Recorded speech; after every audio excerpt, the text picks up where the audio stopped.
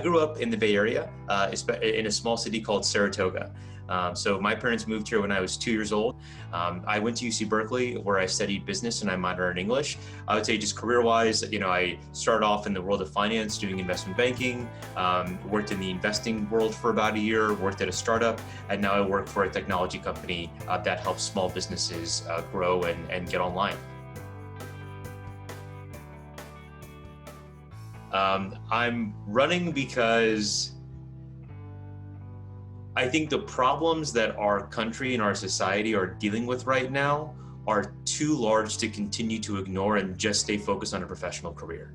That's why I'm running, at the core of it. What oftentimes happens are small cities like Saratoga that have very different needs and very different demographics and very different sets of resources, they often get left behind. In particular, what I think is really relevant to our city right now are three things that I'm focusing on. Public health and COVID-19.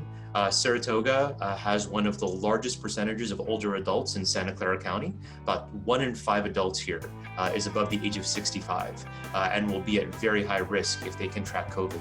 We have a really incredible senior center. We have an incredible adult daycare center. All of these things have had to shut down.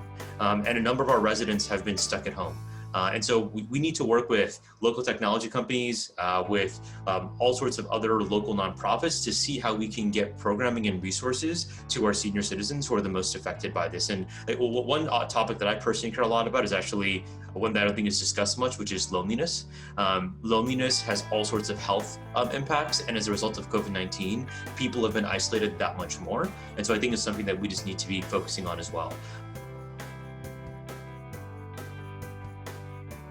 Second is community safety. We have wildfires that started off again yesterday, 2 hours north of here, in the city of Santa Rosa, where within a couple of hours, tens of thousands of people were told to evacuate their homes. We here in Saratoga were told to prepare to evacuate about a month ago, where literally every single resident in the city had to have a go bag ready to go. Where I think we've been lacking is communicating those resources to local counterparties within the city. So for example, educating residents in Saratoga in April and May, which is 3 or 4 months ahead of wildfire season, to say, hey, these are things you should be thinking about doing in terms of maintaining your yard and maintaining your house to reduce the risk of wildfires engulfing your home. Our city has what are called neighborhood watch groups, like many cities across the country, but what we don't have are fire watch groups. The chance of your house lighting on fire goes up significantly when your neighbor's house is on fire.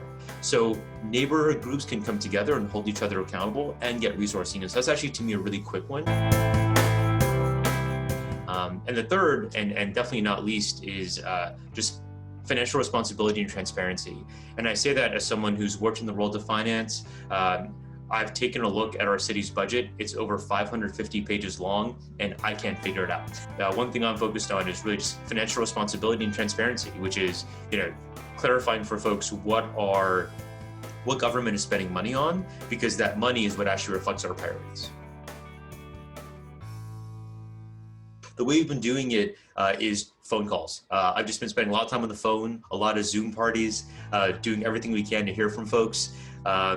Which in a way is more efficient because you're not out and about going door to door, but you obviously miss that human contact. What I will say is, when I was in high school, I worked for Congressman Mike Conda, and that was in response to what happened around 9/11. And back then, there really were no local civic leaders that looked like me.